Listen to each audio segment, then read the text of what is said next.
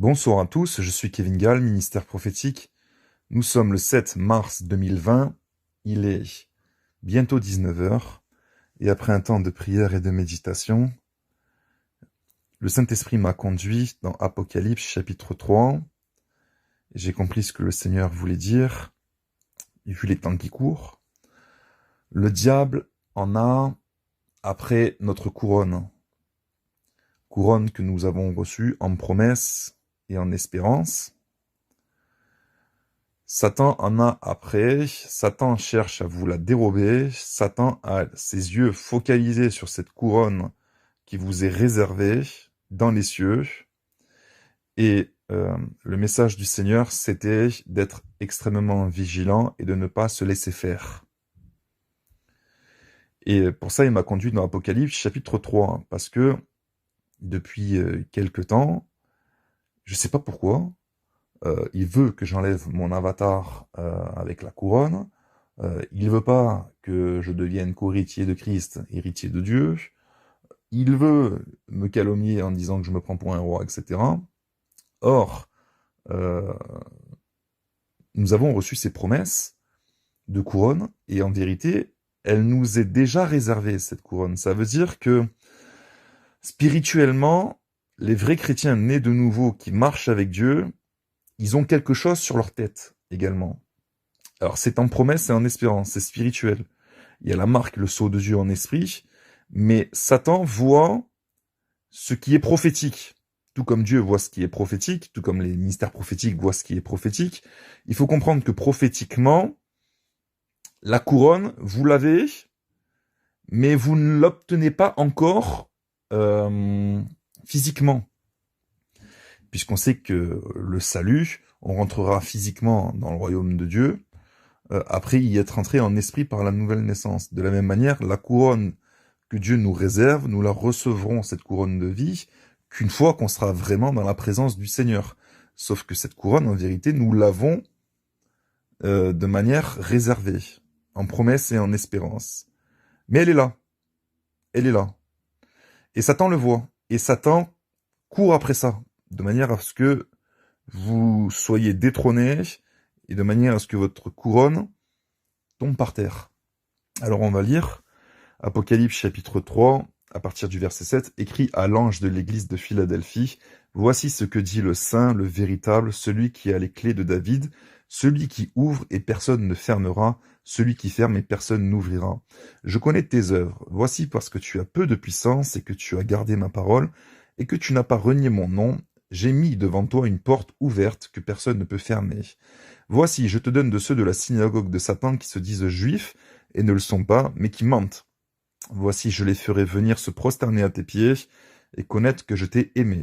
Parce que tu as gardé la parole de la persévérance en moi, je te garderai aussi à l'heure de la tentation qui va venir sur le monde entier pour éprouver les habitants de la terre. Je viens bientôt, retiens ce que tu as afin que personne ne prenne ta couronne. Celui qui vaincra, je ferai de lui une colonne dans le temple de mon Dieu, et il n'en sortira plus. J'écrirai sur lui le nom de mon Dieu et le nom de la ville de mon Dieu, de la nouvelle Jérusalem qui descend du ciel, d'auprès de mon Dieu, et mon nom nouveau. Alors c'est le verset 11 qui nous intéresse. Il y a vraiment une exhortation du Seigneur qui nous est donnée. Retiens ce que tu as. Parce que Satan va chercher à ôter, à enlever et à dérober ce que Dieu a mis en toi, spirituellement. Les richesses spirituelles, les qualités spirituelles, les qualités de l'âme également. Satan en a après ta récompense. Il veut te détrôner, il veut te découronner, et il veut t'enlever non seulement les récompenses, mais aussi il veut t'enlever carrément le salut. C'est ce qu'il cherche. Et c'est pour ça qu'il existe. Donc, bien évidemment, on peut perdre son salut, on peut perdre sa couronne, on peut perdre le trône. Toutes ces choses que Dieu nous réserve, on peut les perdre. Sinon, il n'existerait pas, le diable. Et sinon, il n'y aurait pas l'esprit prophétique qui est là justement dans Apocalypse chapitre 3 pour nous dire « Retiens ce que tu as ». C'est notre responsabilité de retenir les choses que Dieu nous donne en esprit. Il ne faut pas les dilapider, il ne faut pas en faire n'importe quoi. Il Faut pas revenir en arrière, retourner dans le monde, oublier les promesses de Dieu, se lamenter des choses, des tribulations, des persécutions qui nous arrivent, euh, renier la foi, devenir incrédule, euh, oublier de prier, ne plus prier, ne plus étudier la parole de Dieu, ne plus chercher à être en communion avec Dieu, ne plus chercher la présence de Dieu, ne plus obéir à Dieu, ne plus être attentif aux réprimandes du Seigneur, ou aux exhortations, ou aux avertissements du Seigneur. C'est sur ça qu'il faut veiller. Donc retiens ce que tu as, ça peut être également les directives que Dieu a données dans le domaine du service, pour sa gloire.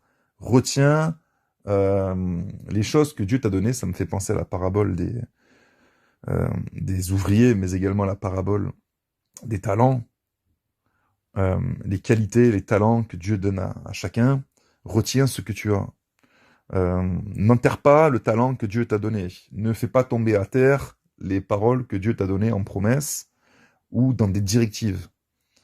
Voilà. Parce que c'est en faisant ces choses, quand on retient les paroles de Dieu, les promesses, tout ce que Dieu nous dit, quand on les met en pratique, c'est comme ça qu'on conserve notre couronne.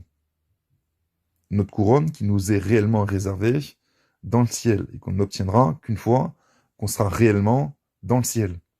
En attendant, c'est en espérance. Donc, oui, Satan connaît cette couronne. Et ça m'a fait penser, ça m'a conduit aussi à un moment de délivrance que j'avais eu en 2011, où je m'occupais d'une personne, et soudain, la personne qui même pas été au courant qu'il est question de couronne, parce qu'elle n'était pas du tout ferme dans la foi, elle n'avait pas la connaissance, c'était simplement un temps d'évangélisation, un temps de prière pour qu'elle soit délivrée. Cette personne a manifesté, et puis le démon a parlé, et il m'a clairement dit, un jour j'aurai ta couronne.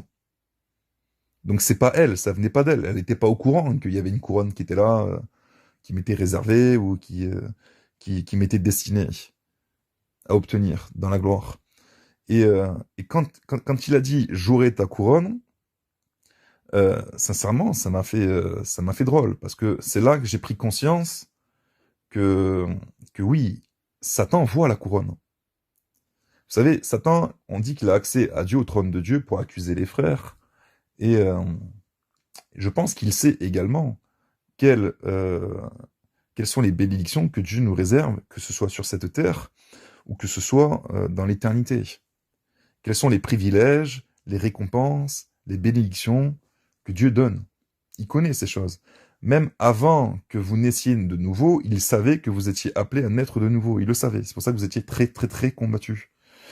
Et de la même manière, quand vous êtes une fois dans le Seigneur, que vous êtes dans le service et que vous êtes, on va dire, en forme spirituellement, que vous êtes sur votre cheval spirituellement, vous combattez, et que vous avez votre couronne, justement, et votre bouclier, votre casque, etc., comme c'est expliqué dans Éphésiens 6, ben, il va tout faire pour que vous tombiez. Et que vous ne vous releviez pas. Et que vous mourrez dans vos péchés, ou que vous mourrez dans votre refroidissement spirituel. Parce que il est bien écrit au verset 12, c'est celui qui vaincra qui sera sauvé. C'est celui qui vaincra. Je ferai de lui une colonne dans le temple de mon Dieu, et il n'en sortira plus. J'écrirai sur lui le nom de mon Dieu, et le nom de la ville de mon Dieu, de la nouvelle Jérusalem qui descend du ciel, d'auprès de mon Dieu, et mon nom nouveau. Et quand j'avais compris tout ça, cette histoire de couronne, c'est comme ça qu'en fait, l'Esprit m'avait conduit à m'attacher en fait à cette promesse et à cette parole que le Seigneur m'avait donnée. Et là, quand j'étais en méditation et en prière, ça m'était revenu ça, parce que Satan, il attaque tout, il attaque la couronne, même l'avatar sur YouTube ou sur Facebook, c'est une couronne, c'est fait exprès, il attaque ça, il voudrait que je l'enlève.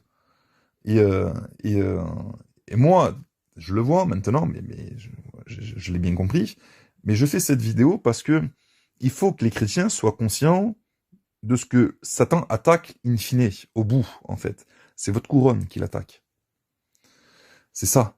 C'est votre salut qu'il attaque. Il s'en prend à votre salut, à vos récompenses. Et souvenez-vous, Jésus a dit qu'il est le roi des rois. C'est prophétique également dans l'Apocalypse, vous verrez, il est le roi des rois, etc. Et c'est bien expliqué aussi qu'on est héritier avec Dieu et co-héritier avec Christ, co-héritier. Et qu'à la fin de tout ça, il donne des couronnes. Et oui. Et les gens ne comprennent pas, les Malafermi ne comprennent pas, André Sayoum ne comprend pas, la brebis galeuse ne comprend pas, cette histoire de roi, pourquoi je me prends pour un roi, c'est même pas moi qui me prends pour un roi. Il y a des songes, il y a des visions, il y a des personnes qui reçoivent des songes et des visions, que oui, on est sur un cheval, on a une couronne. Il y a même un frère que je ne connais pas, il m'a écrit il y a pas longtemps un mail, et il m'a dit, mais il y a quelqu'un qui a rêvé de moi, et qui m'a vu avec une couronne sur la tête et sur un cheval. Ben, c'est prophétique. C'est un encouragement du Seigneur, ça. Ça veut dire, grosso modo, que Dieu est avec vous et qu'il est en train de vous promettre ce qu'il promet tout simplement dans Apocalypse chapitre 3.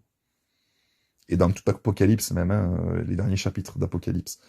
Euh, Au contraire, inquiétez-vous de la même manière qu'il faut vous inquiéter si vous n'entendez pas Dieu lorsque vous priez, si vous ne répondez pas, si vous êtes comme la brebis galeuse, si vous comprenez pas, vous en êtes à faire des vidéos contre ceux qui entendent de Dieu. Euh, Inquiétez-vous, inquiétez-vous, oui, parce que c'est naturel que Dieu encourage ses enfants, ses serviteurs, ses combattants, euh, de manière à ce qu'ils persévèrent et à ce qu'ils retiennent ce qu'ils ont reçu. C'est normal aux yeux de Dieu, et c'est de cette manière qu'il s'y prend bien souvent. Donc il ne faut pas condamner ces choses.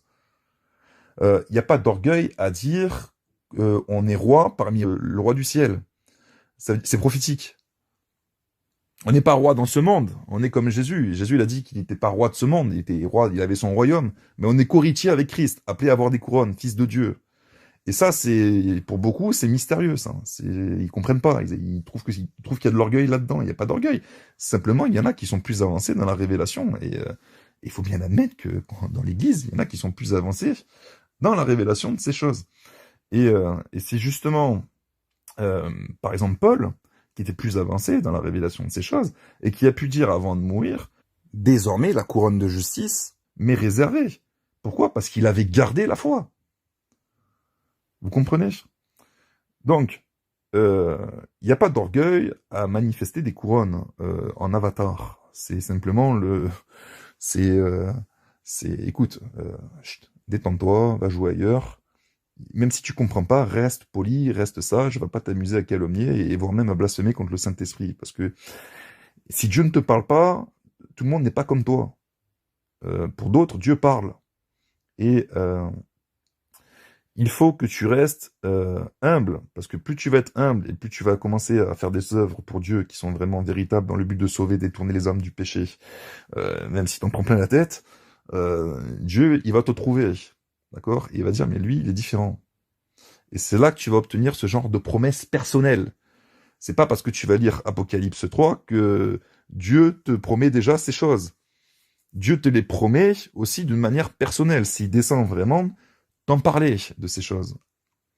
Ou alors par une tierce personne. D'une manière ou d'une autre, si tu nais de nouveau, à un moment donné, quand tu vas vraiment marcher avec Dieu et être agréable au Seigneur, il va se manifester, il va t'aider, il va t'encourager, parce que Dieu encourage, d'accord? Et il va montrer ce qui t'est réservé si tu persévères. Et souvent, il va faire ce genre de promesses et d'encouragement dans les moments difficiles. Dans les moments difficiles. De manière à ce que tu retiennes, à ce que tu persévères, quand ce sera dur, quand ce sera la tempête, etc., etc. Donc moi, pour le moment, si je fais cette vidéo, c'est pas parce que je me sens dans la tempête, que c'est dur, etc., ou que je me plains, c'est pas ça. C'est simplement pour comprendre et faire comprendre que si vous avez des songes, que vous avez une couronne, ou vous voyez tel frère qui a telle couronne, qui est sur un cheval, etc., c'est simplement Dieu qui veut justifier et qui veut encourager le frère ou la sœur. Et d'ailleurs, si vous aussi, vous avez expérimenté ce genre de promesses ou ce genre d'encouragement, soit par des songes, soit par des visions, soit par révélation, enfin, ou par une tierce personne qui est vraiment étrangère à la vie de Dieu, mais qui a reçu ce genre de songe pour vous, parce que Dieu, il passe par tantôt d'une manière, tantôt d'une autre. N'hésitez pas à me contacter et à me faire partager un petit peu votre témoignage concernant ce thème. Voilà, soyez bénis, au revoir.